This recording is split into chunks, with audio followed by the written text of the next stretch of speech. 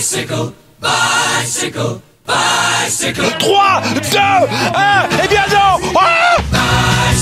Aïe aïe aïe, attention Philippe, le parapet. Ah, Christopher Froome qui n'a plus de vélo. Christopher Froome à pied.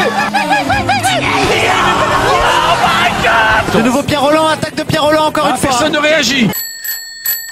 Podcast spécial Giro, un Tour d'Italie qui promet d'être passionnant, et on va commencer par s'intéresser aux favoris au classement général. Et pour en parler avec nous, le nouveau présentateur phare, accueillez-le comme il se doit d'Eurosport JCN, Jocelyn Rioux. Salut Jocelyn. Salut les gars, vous allez bien? Ça va, et toi? Ça va, tu m'as survendu là. J'ai la pression. Ah non, quand même pas, attends, c'est toi la Rosta maintenant. Tu penses qu'il faut qu'on le vous voit maintenant, Guillaume? Je sais pas, on te vous voit, on te tutoie Jocelyn, c'est bon? Ah, tutoyer ça va. Bon, on rappelle quand même pour le Giro, le vainqueur l'an dernier c'était Tao Geoghegan. Alors il est pas là cette année, ça sera Egan Bernal qui devrait le remplacer chez Ineos. Alors il y aura aussi Pavel Sivakov qui sera là. Allez, on va commencer par vos 3 favoris, si vous devez les citer. Jocelyn, tu mets qui toi en 3 favoris? Simon Yates. Je pense que ça va être difficile de passer à côté de lui. Après, c'est assez ouvert. Je mettrai quand même Remco Evenepoel sur le podium parce que j'ai envie de prendre des risques. Et le troisième, je pense que ça va être un peu une surprise quand même. Donc, je verrais bien Landa. Ah, Mikel Landa. Yates, Evenepoel et Mikel Landa. Alors Yates, on rappelle quand même qu'il fait un gros début de saison, qui a plutôt toujours bien marché sur le Giro, même s'il s'est souvent planté à la fin. Pour toi, Yates, ce sera le vainqueur? Bah, comme tu viens de le dire, il s'est tellement bien planté. On se souvient de l'année où il perd 30 minutes en une étape à Bardonecchia et que Froome remporte le Giro. Bah, j'aurais du mal à mettre ma main au feu aujourd'hui pour Yates parce que j'ai trop peur qu'il nous fasse une défaillance. Mais honnêtement, est-ce qu'il est en forme trop tôt? Je sais pas. Est-ce qu'il a appris de ses échecs? Je pense quand même un petit peu. Quand on voit la start list, alors elle est belle. Là, il y en a entre 10 et 15 qui peuvent jouer le général, qui peuvent faire quelque chose d'intéressant. Mais fondamentalement, des vainqueurs de grand tour, il y en a pas des masses quoi. Donc à part Bernal, c'est pareil aussi, on sait pas dans quelle situation il est. Evenepoel, on sait pas dans quelle situation il va être. Donc vraiment des gros leaders, il y en a pas vraiment des masses qui peuvent tenir 3 semaines. D'ailleurs même Yates, c'est pas sûr de pouvoir tenir 3 semaines à chaque fois. Donc je mettrais Yates en premier, mais vraiment sans une certitude folle quoi. Ouais, Guillaume, t'en penses quoi du top 3 de Jocelyn? Je suis d'accord avec... Ok, on juge les top 3, d'accord. Ouais, moi je juge, mais non, mais ça je suis gentil parce que je suis d'accord sur Simon Yates. Pour moi c'est le grandissime favori de ce Giro, et je pense pas qu'il arrive en forme trop tôt, parce que tu vois sur Tirreno il fait 10e, sur le Tour de Catalogne il fait 9e, c'est son frère finalement qui est le plus en forme en ce moment. Sur le Tour des Alpes, ouais, il était une pédale au-dessus des autres, il y avait pourtant un beau petit plateau. Et puis il a appris de ses erreurs, le Tour d'Italie 2018, t'inquiète pas que quelques mois après il remportait le Tour d'Espagne, il avait un peu conjuré le sort, donc il est là. Et pour moi en deuxième favori, je mettrais pas Evenepoel parce que c'est trop aléatoire sa forme, mais je mettrais Mikel Landa qui a quand même une grosse équipe autour de lui. Mikel Landa, c'est un vrai coureur de course de grand tour de 3 semaines. C'est pour moi le deuxième grand favori de ce Giro. Après, si je devais en rajouter quand même de mon côté, je pense qu'il faut pas oublier la Ineos, parce que la Ineos, soit ils gagnent, soit ils font exploser la course en fait. Et la course peut un peu reposer sur leurs épaules et dans leurs jambes, parce qu'on sait jamais ce qu'ils peuvent nous faire. Et puis t'as Bernal, mais t'as aussi du Pavel Sivakov. On sait pas ce que ça peut donner. Sivakov peut être un bon leader de rechange si Egan Bernal n'est pas au rendez-vous. Et puis Sivakov, certes, il était un tour en dessous de Simon Yates sur le Tour des Alpes, mais le Giro n'arrive pas fin avril, il arrive fin mai. Donc il a encore le temps de s'affûter un petit peu derrière. Je rajouterai quand même Alexander Vlasov. J'ai envie de voir ce qu'il va donner sur 3 semaines. Il est en forme. Vlasov sur 3 semaines, c'est vraiment l'interrogation et puis la bonne surprise que je veux voir. Et puis si je dois... C'est plus un top 3 là, Guillaume. Ouais, lui il fait top 5, lui. Il est parti là. Non, il est parti sur top 10. Non, Vlasov, pourquoi pas podium hein. Vlasov, pourquoi pas podium. Franchement, je veux voir ce qu'il donne. Entouré par un Gorka Izagir, par exemple, je veux voir ce qu'il va donner. Après, sur la Deceuninck, je mettrai pas que Evenepoel. Pour moi, il y a un trio. C'est Evenepoel accompagné de Joao Almeida. Joao overperform d'Almeida, but he also 22, c'est un truc comme ça. Et puis Fausto Masnada il vient de faire 3ème du Tour de Romandie. Ouais.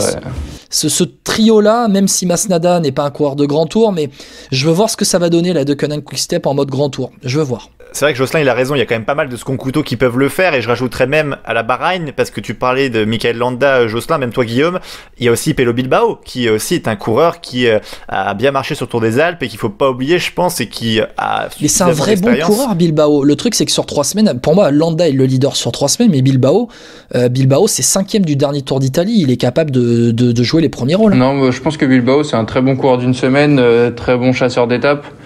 Je le vois pas sur 3 semaines, mais en lieutenant.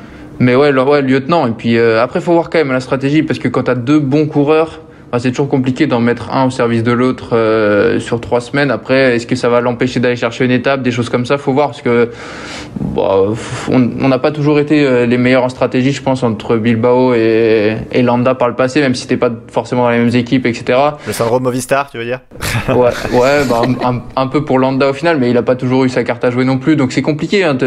Parfois t'es co-leader, t'es équipier, donc faut voir comment ça se goupille sur 3 semaines entre les deux. Mais ouais, clairement la paire est intéressante à suivre. La paire est intéressante, et puis on verra à l'aube de la 3e semaine, parce que si Landa est sur le podium et joue la victoire finale, Bilbao va se mettre à son service, et puis t'as autour aussi un Damiano Caruso, un Gino Madère, un Matej Mohoric quand même autour de Landa, et ça c'est quand même pas mal. FP, toi t'en penses quoi? Si tu devais rajouter peut-être aussi un ou 2 favoris en plus, tu mettrais lequel? Vous avez parlé un peu de tous, mais il y en a un que vous avez pas cité et qui m'intrigue, moi, c'est Vincenzo Nibali quand même. Parce que Vincenzo Nibali, j'y crois pas. Tu crois pas? J'y crois pas. Jocelyn? Non, mais il fait partie de la quinzaine de coureurs que j'ai forcément noté en me disant ils peuvent jouer quelque chose, mais l'interrogation est quand même immense sur Nibali. 36 ans, il a plus la caisse. Quel est son niveau de forme? Qu'est-ce qu'il va faire? Moi, je pense qu'il va faire entre 5 et 10, mais après, on n'est jamais à l'abri qu'il fasse 3, 4. Mais gagner, je pense pas, mais s'approcher du podium, pourquoi pas. Ouais. En tout cas, ce qui est rassurant sur ce Giro, je trouve, c'est qu'il n'y a aucune équipe, je parle au niveau des coureurs, qui a une armada.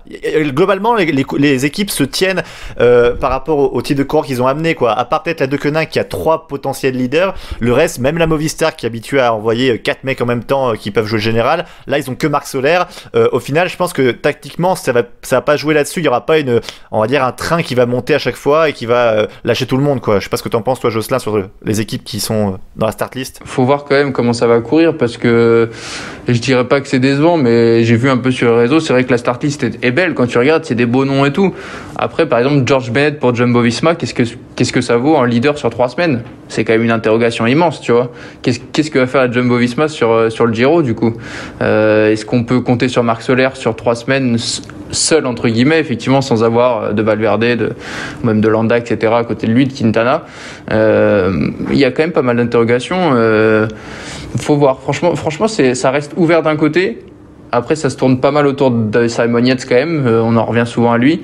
Donc, faut voir. On pense même à Emmanuel Buchmann qui avait quand même fait un excellent Tour de France et qui se présente. J'allais te le dire. On l'a pas cité, mais il va falloir qu'il confirme. Hein. Pareil, tu vois, moi je l'ai noté dans la quinzaine et je me dis qu'est-ce qu'il vient faire sur le Giro? Quel est son objectif? Est-ce qu'il va être à la hauteur de ce qu'on attend? Parce qu'au final, oui, il faut confirmer, mais c'est pas facile et il a pas un début de saison extraordinaire qui pèse en sa faveur en disant j'arrive en voulant faire le podium, quoi. Je pense que en fait pour le top 10 c'est ouvert, pour aller gagner va falloir être costaud quand même, parce que je vois pas des mecs au-dessus du lot, quoi. Ouais, FP, toi tu en rajouterais un peut-être en plus? Non, mais je voulais revenir sur Evenepoel surtout, parce que Remco Evenepoel, c'est la grande question sur son état de forme. Alors un peu comme Nibali, sauf qu'Evenepoel, il amène tellement autour de lui la Belgique, les fans de vélo, par ses performances qu'il a faites l'an dernier, qu'on s'attend à des choses énormes au Giro. Eddy Merckx, le grand Eddy, dit que c'est mort pour lui, il gagnera pas le Giro cette année. Jocelyn, tu l'as mis dans ton top 3, t'es contre Eddy du coup? Non, mais je pense pas qu'il va gagner, hein. Il peut faire 2. Hein. Ouais, mais c'est l'interrogation aussi. Ouais, mais tu crois vraiment à un top 3 alors qu'il t'as pas couru, il sort d'une blessure assez grave, assez violente aussi. C'est un an sans courir pratiquement. Il a l'avantage pour lui d'être quand même bien plus jeune que Nibali, si on compare par exemple avec Nibali. Donc il va beaucoup moins ressentir l'éventuel manque de course. Au final, il n'a pas non plus 10 saisons dans les jambes. Hein, donc je pense que c'est pas tant le manque de course. Évidemment, il va falloir retrouver le rythme, les automatismes et tout. Après, pour lui, il va avoir sa fraîcheur, c'est sûr, par rapport, certes, on est en début de saison, mais par rapport à certains, je pense qu'il s'est préparé, il a travaillé, il l'a montré sur les réseaux, etc. Je pense qu'il s'est préparé pour ça, pour revenir. L'année dernière, c'était quand même son objectif premier de faire le Giro. Je pense qu'il a gardé en tête quand même de d'arriver sur le Giro en fracassant quand même, autre chose que son corps. Donc honnêtement, après faut voir avec Almeida et tout, mais je pense que même lui peut dire voilà, Almeida a fait un super Giro l'année dernière, c'est un peu le leader, même Masnada, un Italien en Italie, il marche bien ces derniers temps, il va peut-être dire on verra dès les premiers jours de toute façon, hein. Ouais, après le premier jour c'est un chrono, si au chrono il passe à côté, s'il est pas dedans, s'il fait pas top 10 du chrono, bah on saura qu'il est peut-être pas à 100%. Après, il peut aussi monter au cours des 3 semaines et faire une dernière semaine terrible. Oui, une dernière semaine terrible. Et moi, il y a un test qu'il faudra voir, c'est Remco Evenepoel en haute montagne. Voilà, parce que finalement, Remco Evenepoel, pour l'instant, a brillé sur des courses d'une semaine. Il devait faire son premier grand tour avec le Giro l'année dernière. Il a brillé sur des classiques.